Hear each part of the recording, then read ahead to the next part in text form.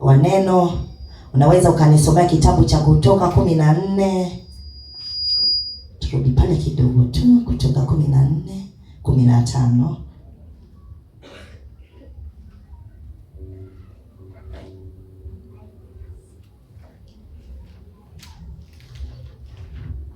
Kutoka 15.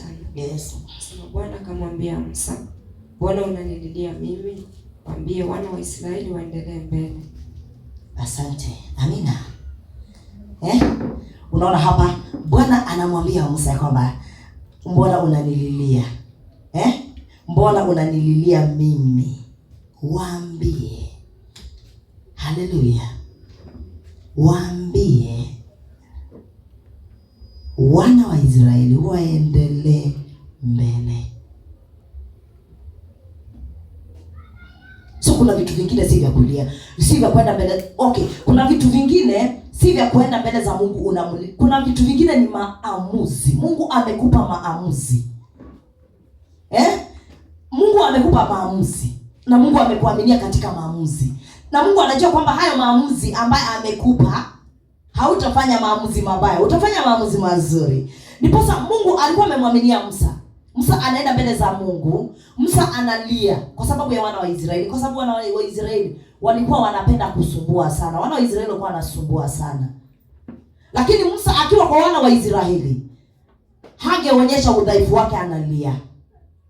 Hangeonyesha udhaifu wake kwamba hata ili kwake anaona ni kama ni nzito. Yeye alikuwa tu akiwa na wana wa Israeli ako sawa kabisa. Hata anawaambia tutafika, tunaenda, tunafika. Lakini wakati anarudi nyuma peke yake, Musa anaenda analia. Anamlilia Mungu. Haleluya. Musa anaenda anamlilia Mungu. Lakini Mungu anamwambia Musa, usinililie. Waambie tu, waambie. Kwa sababu Mungu alikuwa amemwaminia katika maamuzi. Lakini kwa sababu ya Musa kutokujua, ndipo alikuwa analia. Leo hii hata katika maisha yetu Mungu anajua kila kitu, ya kwamba mambo mengine si ya kulia. Yes, kwa sababu sisi ni wanadamu. Yaani mambo mengine kwake Mungu hataki twende tukimlilia. Hataki twende tukimlilia. Kwa sababu ametuaminia ya kwamba unahitaji tu kusema, si kukuja kwangu. Kuna vitu ambavyo inabidi twende kwa Mungu, na tunaenda kwa Baba kwa ujasiri. Sasa kuna mambo ambayo wewe unaenda kwa Mungu, issues ndogo ndogo unaenda kwa Mungu ambazo ziko na wewe tu za kufanya maamuzi hapa. Mfano, watoto wako ndani ya nyumba. Hao watoto wanakusumbua. Unamwambia mwanao fanya hiki, mtoto hataki kufanya. Unamwambia nenda huko, hataki. Unamwambia nenda huko, alafu unaenda kwa Mungu unaanza kulia, Mungu hao watoto, Mungu umenipa sijui nini na nini. Mungu anasema sema tu, waambie, kwa sababu uko na maamuzi. Haleluya. Haleluya. Kuna vitu vingine leo hii hatutaenda kwa Mungu. Mungu kwa sababu ametuaminia, anajua kwamba hiki mwanangu anastahili kukifanya hivi, au nitamtumia huyu ni kwa ajili ya kufanya hivi. Na ndio sababu Mungu alikuwa anamtumia Musa kwa sababu ya wana wa Israeli. Leo hii tumepewa watumishi wa Mungu. Hawa watumishi wa Mungu, haya ni macho ya Mungu kwetu. Mtumishi wa Mungu akona jambo la kukwambia. Anakuja anakuambia, mwanangu, hiki unachokifanya si sawa mwanangu. Badilisha mtazamo au badilika, fanya hivi. Lakini kwa sababu hutaki kusikia kile ambacho mtumishi wa Mungu anasema na wewe, utadharau tu. Utasema baba au mama au ndugu au dada, haya hapana. Yaani hiyo tunasema ni dharau, kwa sababu mtumishi wa Bwana anaposema na wewe ni bora sana. As long as anasema what is right, tunahitaji kutii na kusikia, kwa sababu Mungu amemtumia ili aweze kutusaidia sisi, kwa sababu kuna vitu hatuwezi. Na ndiposa unapewa kiongozi. Nyumbani kwako wewe ni kiongozi. Haleluya. Kazini kwako kuna kiongozi. Kila mahala kuna kiongozi. Na kiongozi lazima aheshimiwe. Kiongozi lazima umtii. Aswa masuala ya rohoni lazima tukue makinifu sana. Usifanye jinsi vile wewe unajua. Lazima tukubali kukuwa wanafunzi wazuri ili tuweze kusonga mbele. Haleluya. Kuna vitu ambavyo hatutalialia kwa Mungu aweze kuvifanya. Ni vitu ambavyo tuko na maamuzi. Maamuzi yako na sisi wenyewe. Na sisi tufanye maamuzi. Haleluya. Kama swala la kuoa na kuolewa, Mungu ndio ameingilia kati, lakini maamuzi iko na wewe. Haleluya. Leo hii mwanarika ukafanya maamuzi ya kuolewa kule nje, haya ni maamuzi yako. Mungu hana shida. Hiyo ni maamuzi yako, na atakutia nguvu katika hayo ambayo utayafanya. Lakini sasa ukifika kule kikishakuramba, unarudi kulia kwa Mungu. Mungu, nilitaka mme, ukanipa huyu mme. Huyu mme amekuwa na mashida mingi, lakini sasa fanyaje? Kwa sababu yalikuwa maamuzi ya moyo wako. Mwambie Baba, nitie nguvu, nisaidie. Mahala pasipo na njia, Baba utaleta njia. Haleluya. Lakini hatusemi wale ambao wameokoka waende kuoana kule nje. Haleluya. Hiyo nimesema tu. Lakini sijasema leo hii utoke hapa brother Matthew uende upate pale madiaba mrembo mzuri ukamlete nyumbani. Alafu wewe utasema hata mama alisema kanisani. Hapana, hapana, hapana. Sijasema hivyo mimi. Haleluya. Ninajaribu kukupa picha. Haleluya. Najaribu tu kukupatia picha. Na nikikupatia picha sijasema uende ufanye venye mimi nimesema. Hiyo ni picha, nataka uelewe kitu. Haleluya. Leo hii mama, mfano mimi sasa hapa niseme kuna vitu ambavyo nahitaji mtumishi wa Mungu anifanyie, hajanifanyia. Pastor hajafanya. Hai mama, kweli nilifanya mimi ni kama kuna tu venye. Hata babangu alinikataza haya maneno. Unajua mimi nimelelewa na babu na shosho. So nisema walinikataza kuolewa. Mimi sikusikia. Sikufanya vizuri. Sasa nafanyaje? Watoto ndio hao kwa nyumba, sasa mimi. Alafu najipa moyo nasema leo hii, haleluya. Leo hii hata wamama wako nje wanapata tena bwana mzuri tena. Atanitunza na hii familia yangu. Na unajua mimi niko na watoto 5. Niko nao 6. Niko na 6. Alafu mimi natoka nasema hallelujah, praise the name of the living God. Mimi nimeenda na watoto wangu. Nimesema nimedivorce, si ndio? Nimeenda. Imeleta picha gani? Haijaleta picha, sivyo? Haijaleta picha kabisa katika mwili wa Kristo. Unapata kwamba niposa kuna vitu ambavyo ni vichungu. Lakini katika hizi vitu vichungu kuna suluhisho. Haleluya. Kwa sababu huyu ni mtumishi wa Bwana na hakuna maombi inaenda dustbin. Kila ombi linajibiwa kwa wakati. Huwezi ukalazimisha baba afanye venye unataka. Haleluya. Huwezi ukamlazimisha baba kufanya venye unataka. Huwezi kumlazimisha Mungu kufanya. Baba anasema ninafanya katika wakati. Na anafanya akijua nikifanya iko sawa kabisa. Haleluya. So kuna vitu ambavyo vitaonekana kwetu ni vichungu. Vichungu kabisa, lazima tuvimeze. Haleluya. Lazima tukubali kuvimeza bwana. Na kama ni cha kuachilia lazima tukubali kukiachilia kwa sababu ya Kristo ili tuweze kusonga mbele katika utukufu mwingine. Haleluya. So kuna vitu ambavyo lazima tuchukue hatua tu lazima tuvichukue. Nakumbuka kama Daudi wakati mke wake alichukuliwa wakiwa wameenda vita. So Daudi walirudi wakapata familia yake walilia. Lakini Mungu aliangalia tu, akasema, akawaacha kwanza walie kabisa, wamalize. Walie kabisa, wamalize kwanza kulia. Wakishamaliza, alafu sasa baba anajitukuza. Baba anasema, nenda sasa ukachukue mke wako, rudisha. Na bilirudi baada ya kulia. Lakini katika kulia baba aliangalia na kanyamaza. So wakati tunalia pia tunahitaji, wakati tukishalia tusiwache pia kuomba. Unalia alafu ukishatulia unarudi kwa maombi. Haleluya. Nipasa tukaweza kwenda mbele zaidi. Haleluya. Haleluya. Bado tuko nyumbani, sivyo? Bado tuko hatujahama bado. Haleluya. Tunamshukuru Bwana kwa sababu baba ni mwaminifu. Hakuna mlima mbele yetu ambao utaweza kutuzuia, na hatutakata tamaa. Ukitaka kufanikiwa zaidi, lazima usikate tamaa. Kukata tamaa ni adui wa mafanikio au wa kusonga mbele au wa kufanikiwa zaidi. Ukikata tamaa, umeharibu kila kitu. Tunastahili kuendelea kufocus. Kukata tamaa ni adui mkubwa sana wa kufanikiwa hata katika maisha yetu ya kawaida. Kukata tamaa hata katika maisha ya wokovu, kukata tamaa ni jambo mbaya sana. Hatupaswi kukata tamaa.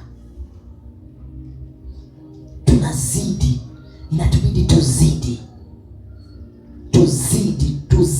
tuzidi katika kuaminia, tusikate tamaa. Haleluya. Huenda katika maisha yako kuna vitu vimekukatisha tamaa. Kuna vitu vimekukatisha tamaa, vinafanya unabaki pale pale. Nasema nawe asubuhi ya leo ya kwamba usikate tamaa. Kuna ushindi, kuna kitu kizuri Baba amekuandalia, kuna kufanikiwa zaidi, kuna kitu chema Baba amekuandalia, lakini usikate tamaa. Ukikata tamaa utakuwa umeharibu kila kitu. Utarudi, wanasema kurudi siku ya zero, tena kuanza ni safari. Haleluya, haleluya. Bado tumechangamka, sivyo? Bado tuko sawa, bado tuko salama. Bado tunaendelea kusikia, bado tunaendelea kujifunza. Yes, Baba ni mwaminifu na yeye ni mwema, yeye ni mzuri kila wakati. Yeye ni mzuri sana kila wakati. Na katika hatua ya maisha lazima tukubali ya kwamba kuna siku ambazo zinakuwa za uovu kwetu pia. Na katika hizi siku tunafanya aje? Inatubidi tukaendelea kumwaminia Mungu.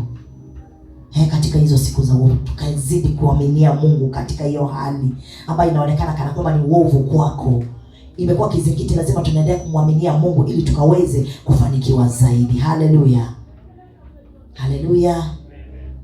Tunaendelea vizuri. Baba anaendelea kuwa mwaminifu kwetu.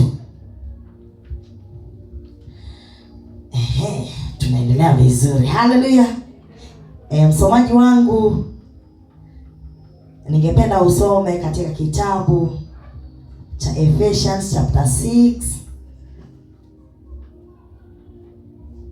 Ephesians chapter 6. Ephesians ndio inaitwa, ndio wa Efeso. Najua hii mambo tena, hizi vitabu tumevizoea kwa kizungu, saa zingine unaweza sahau kwa Kiswahili nasemaje. Ephesians chapter 6.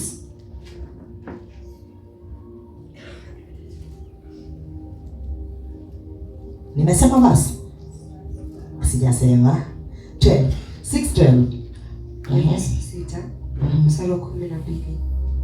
Sema, kwa maana kushindana kwetu sisi si juu ya damu na nyama, bali ni juu ya falme na mamlaka, juu ya wakuu wa giza hili, juu ya majeshi ya pepo wabaya katika ulimwengu wa roho. Tuendelee. 13 nasema, kwa sababu hiyo twaeni silaha zote za Mungu mpate kuweza kushindana siku ya uovu, na mkiisha kuyatimiza yote kusimama. Tuendelee.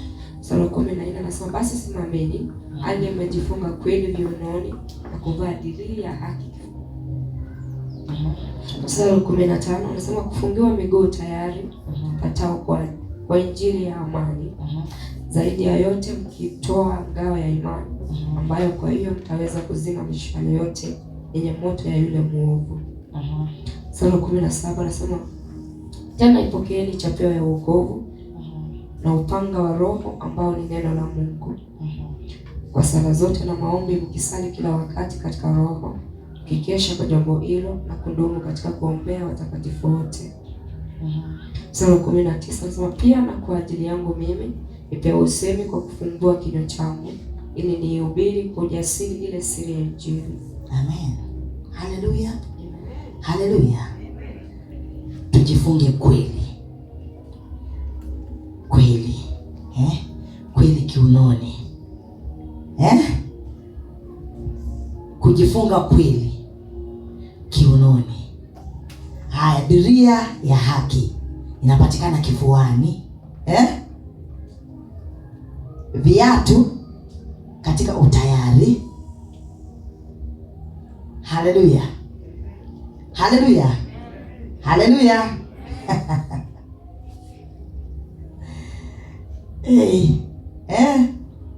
Wanasema tujifunge kweli jamani.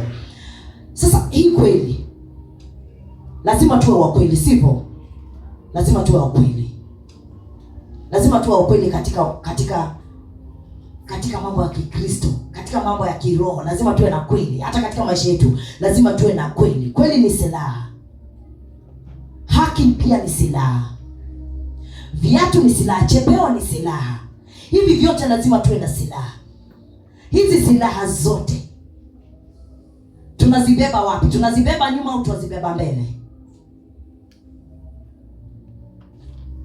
Haleluya, haleluya, haleluya. Hivi vitu vyote tuwavitangulisha mbele au vinapatikana nyuma yetu? Wakati unaenda tukichukulia picha kama vile watu walikuwa wanaendanga vita.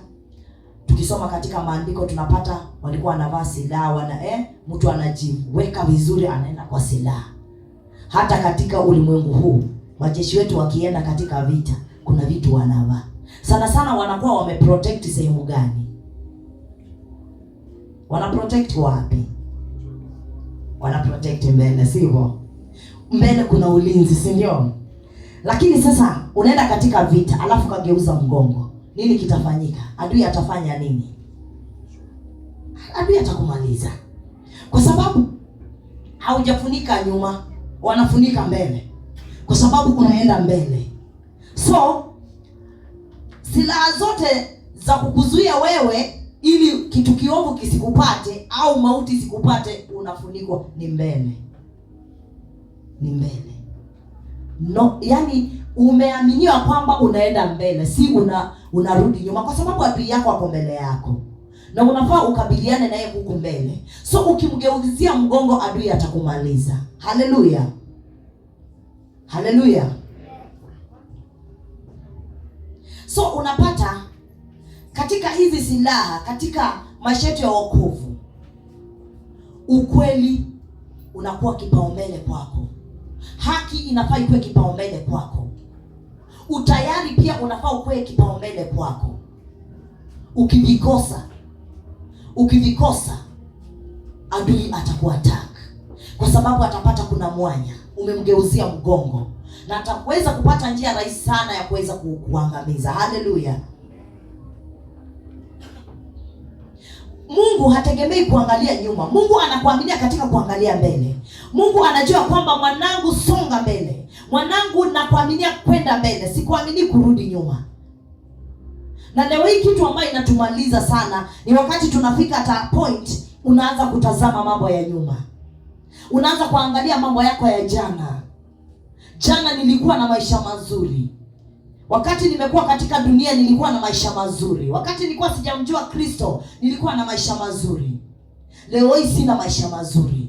Tunaanza kuangalia mambo ya nyuma. Baba anasema ya kwamba tusiangalie nyuma, kwa sababu tukiangalia nyuma adui ataweza kutumaliza. Nilifanya maamuzi mabaya kuokoka. Watu ambao wanaishi katika wokovu wanateseka. Hiyo ni wrong mentality ambayo watu tuko nayo. Na lazima tuitoe katika akili zetu. Unasikia kwamba mtu akishampa Yesu Kristo maisha inakuwa ngumu. Ni jinsi vile tu tumeaminia, ni jinsi vile watu wameaminia hivyo. Lakini kwa Yesu kuna maisha mazuri. Haleluya. Watu wengi wanaangalia vitu vya kawaida. Ya kwamba nafaa nikishampokea Yesu, nafaa kama sikukuwa na hela nafaa nikuwe na hela, kama sikukuwa na hiki nafaa nikuwe nayo, kama sikukuwa na mme nafaa nikuwe na mme, kama sikukuwa na mtoto nafaa nikuwe na yeye. Na kuna pia watumishi wa Mungu leo hii ni wakuka, yani Mungu anawaaminia na hawana watoto, lakini bado wanamhubiri Kristo, hawaangalii hiyo changamoto. Haleluya. So ni vizuri sana tusiangalie nyuma, tuangalie mbele, tufocus kwa yale mbele ambayo Baba anasema yako mbele yetu. Ushindi ambao uko mbele yetu ni mkuu sana.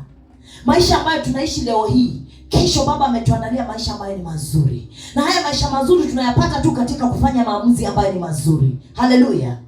Hatutaaminia kuishi maisha mazuri au kukuwa na familia nzuri au kuishi kupata vitu vizuri tukiwa ukiwa haujafanya maamuzi mazuri. Haleluya. Haleluya. Haleluya. Lazima tufanye maamuzi mazuri ili kuweza kupata hiki kitu kizuri ambacho kiko mbele yetu. Mbele kuna mambo mazuri, nyuma kuna janga. Haleluya. Tusikate tamaa. Tusiangalie mambo ya jana. Tuangalie mambo ya leo. Ya kwamba Kristo anasema nini? Baba ako na mpango mgani juu ya maisha yangu? Na tutaweza kushinda kila obstacles ambazo ziko mbele yetu. Lazima tuwe katika utayari wa kuweza kuzishinda. Haleluya. Lazima tuwe katika utayari. Hatuwezi kukosa obstacles mbele yetu. Haleluya. Obstacle yako haitakuwa kama yangu. Huenda kile kitu ambacho kitakusumbua si kama changu chenye kitanisumbua. Kila mtu ako na yake. Lazima uwe tayari kuweza kushinda. Haleluya. Haleluya. Lazima uwe tayari. Tutapata wapi watu ambao watakuwa tayari kuweza kushinda changamoto yenye iko mbele yako? Kuweza kushinda kizuizi ambacho kinakuzuia kusonga mbele. Tutapata wapi ule mtu ambaye amejitoa kwa Kristo? Ya kwamba sitaangalia hii changamoto, ya kwamba sitaangalia hiki kizuizi. Mimi ninamwangalia Kristo. Kristo anasema nini kwa sababu ya maisha yangu? Kristo anasema nini kwa sababu ya huduma wangu? Haleluya. Miba zimekuwa mingi katika huduma leo hii. Haleluya. Haleluya. Zimekuwa mingi. Unaweza ukapata leo hii kuna mtumishi wa Mungu. Utapata wengine mama amekuwa ni mwiba. Haleluya. Na huyu mtumishi hawache mke wake. Huyu mwiba wangu tu lazima nitangangana nao tu mpaka tufike mahali ambapo baba anataka. Haleluya. Imagine, wacha tutumie jina rahisi ile ambayo inajulikana kwa sababu unajua vyeo ndio watu huangalia. Wacha tuchukue kwamba kuna hii majina watu wanasema bishop. Bishop wako mahali leo hii na anamtumikia Mungu kabisa katika uaminifu. Lakini maajabu ni kwamba unaweza ukapata mke wake hata anamzuia saa zingine usiende. Mfano bishop anataka kwenda mfano Tanzania, anataka kwenda kuhubiri Injili. Na hiyo ndio chance anafaa kwenda. Mama naye anamwambia bishop, unataka kwenda? Utamaliza huko siku ngapi? Bishop anamwambia kwamba nitamaliza huko wiki 2 au wiki 3. Mama anamwambia bishop, usiende. Na hautaenda. Na humo ndani hamtakalika. Hakutakalika humo ndani. Ukifanya hatua ya kwenda baba, na kuambia humo ndani hamtakalika. Tutaona utarudi wapi basi. Na ujue wewe ni mtumishi wa Mungu kabisa. Mungu anamwaminia pakubwa sana. Anafanya kazi ya Mungu katika njia kuu sana. Lakini mama amekuwa mwiba. Mtumishi afanyeje? Atadivorce mke wake? Amwambie mama, bwana wewe na kwa sababu ya kazi ya Bwana unanizuia bwana. Wewe nenda kwenu. Anazidi kuomba, sivyo? Hakuna kitu kinamshinda Mungu. Mtumishi ako na habari. Ako na mwezi mmoja, anafaa kwenda wiki 2. Mama amekuwa kizuizi. Mtumishi anachukua hatua ya kuomba Bwana. So akirudi siku iko tayari kufika, anamwambia mama, sasa mama, mimi nataka kuondoka na kuachia huduma kule nyuma, utaangalia. Mama atamwambia baba, nenda salama. Haleluya. Kwa sababu mtumishi aliingia katika nafasi yake. Akajua kwamba mama hawezi kunizuia. Lakini leo hii mama akajaribu. Kuna watumishi ambao wanaona tu ya kwamba huyu kwa sababu amekuwa mwiba nitamkanyagia. We mama, utaenda kwenu. Mimi hautanikosanisha na Mungu wangu. Lakini imagine, Mungu anajua kila kitu. Mungu anajua kila kitu. Anataka kuangalia wewe unafanyaje katika hii situation. What are you going to do? Hallelujah. Hallelujah. So tunaaminia kwamba hata watumishi wa Mungu leo hii wanapitia katika hali ngumu. Leo hii tunaaminia hata wamama ambao wanatumika au wake wa wachungaji pia wanapitia katika hali ngumu. Huenda baba anatoa amri, ni order ya kwamba my wife, nimesema hivi, nataka kama mfano tunataka kwenda mahali, baba anakwambia nimesema na ni order, sitaki kujua unaenda wapi, nataka kesho au kesho kutwa tunaenda na wewe mahali fulani. Ni order. Mama alikuwa na mipango zake. Mama anaanza kusema sasa hata kama si basi lazima tu tuelewane alafu ndio. Lakini kwa sababu baba anasema utii mtumishi wa Mungu, it is a order from above. Lakini njia nzuri ipo. Njia nzuri zipo ambazo tunafaa tu kutumia, alafu kila kitu kinaenda sawa sawa. Haleluya. Hata kama ni kesho kutwa mama unaanza kusema nyewe so itabidi nimefanya hivi ndio nisikosee mume wangu, pia itabidi tufanye hivi ili tuweza kufanya kwa sababu ya Kristo. Alafu njia inapatikana, mambo inakuwa sawa sawa. Lakini kile kitu ambacho kinatumaliza sana ni order. Sasa unapata kunakuwa na uzito. Haleluya. Ili tuweze kufika katika viwango vingine, lazima tuangalie mambo ya mbele na tubaki kumtumainia Mungu. Haleluya. Haleluya. Na tuishi maisha ambayo inampendeza Kristo. Jambo la sita ni kuwa na maendeleo yanayoonekana au kuzungumza. Ni kuwa na maendeleo ambayo yanaonekana au kuzungumza. Hebu tusome kitabu cha Timotheo sura 1 Timothy chapter 4 verse 15. Tunakuwa na maendeleo ambayo yanaonekana ambayo hajajificha. Msomaji wetu unaweza ukatusomea kwa jina la Yesu. Timotheo wa kwanza 4:15. Yes. Masomo ya tafakari hayo, ukae katika hayo ili kuendelea kwako kuwe dhahiri kwa watu wote. Amen. Tunataka tuone kuendelea kwako. Tunataka kuona. Isikuwe tu wewe unaendelea tu lakini hatuoni. Haleluya. Katika haya masuala lazima pia tuone. Amina, amina. Jambo lingine la 7 ni kubadilika kwa uzuri. Kwa sababu ya muda wangu tayari umenipa kisogo. Tunabadilika kwa uzuri. So inatupasa tubadilike kwa uzuri, si kwa ubaya. Haleluya. Mabadiliko yetu yawe ni kwa uzuri. Yawe ambaye anabadilisha ni kwa ajili ya kitu kizuri, ambaye anaonekana kwa uzuri, picha nzuri. Haleluya.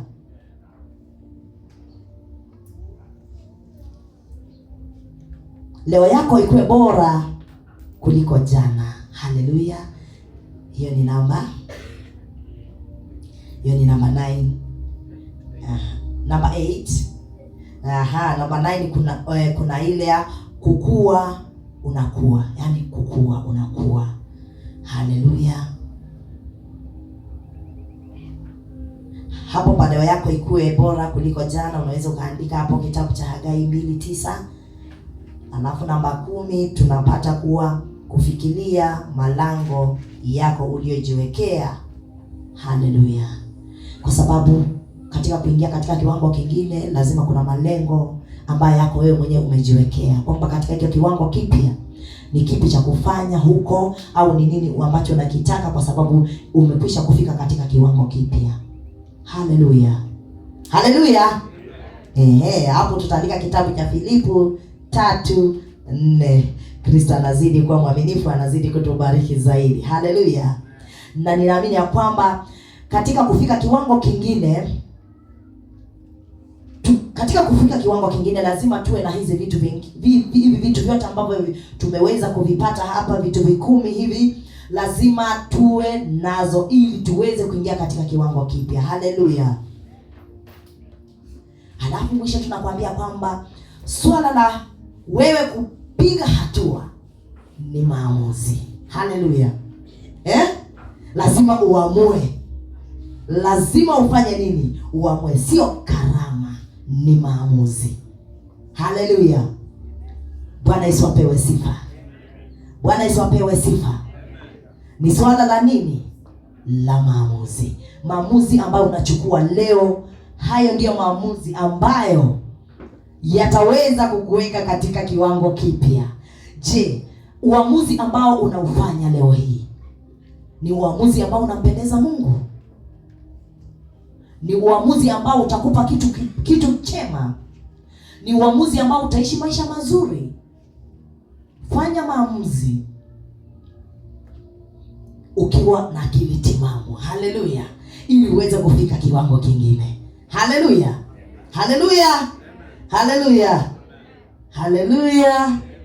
Najua Kristo anatupenda. Haleluya. Na ndiposa anataka tuingie katika viwango vingine. Haleluya.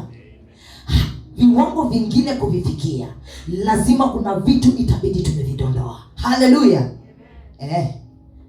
Katika kuomba lazima tuwe tayari. Katika kusoma neno lazima tuwe tayari. Katika kutumika lazima tuwe tayari. Hayo ni maamuzi ambayo tunayafanya. Haleluya. Na tuishi maisha ambayo yanampendeza Mungu, ambayo yanapendeza society. Wale watu wako karibu na wewe wanaona nini? Wanamuona Mungu. Mahala pako pa kazi, je, watu wanamuona Mungu ndani mwako? Watu wanaona yule Yesu ambaye umembeba ndani mwako? Kila mahala lazima watu wajue Yesu ambaye umembeba. Maamuzi yako ambayo unafanya leo hii yatadhihirisha umembeba nani. Umembeba Yesu au umembeba shetani? Kwa sababu kuna Yesu na kuna shetani, na wote wanatumika katika miili zetu. Haleluya. So lazima tuwe tayari ya kwamba tumembeba Yesu. Huyu Yesu ambaye tumembeba adhihirike. Hata nikikupata mahala pako pa kazi nikikwambia praise the name of the living God, amen, watu wasishtuke sana. Unajua, unaweza ukasema tumsifu Yesu Kristo, wale watu ukisema amen, wale watu wako kando yako wanashangaa. Allah, kwani wewe unakuanga umeokoka na zile tabia unafanyanga hapa? Wewe unakuanga umeokoka? Haleluya, haleluya. Hata katika tembea yako, kwa mtu akikusalimia Bwana Yesu asifiwe, watu waseme amen, yenyewe huyo ni mtumishi wa Bwana. Lakini kuna tabia inabidi tumeviacha. Haleluya. Tunafanya for the sake of Christ. Kwa sababu ya Kristo inabidi tufanye vitu vingine ambavyo kwetu sisi ni vizuri sana. Lakini Kristo anasema nini? Kristo anasema ukaviwache ili uweze kukua picha, uweze kuwa mfano mzuri. Yule ambaye hajamjua Kristo akikuona, aone ile uzuri ambao uko ndani ya Kristo. Aone Kristo yenyewe kama huyu ndugu au huyu dada akona Kristo, inabidi hata mimi nikuwe kama yeye. Haleluya. Je, wewe mtu akikuangalia anaweza tamani kuwa kama wewe? Haleluya. Hebu tusimame kwa miguu zetu. Mtu akikuona anaona nini? Mtu anaona picha ambayo anaweza soma kutoka kwako. Halo. Mtu akikuona anaona Yesu.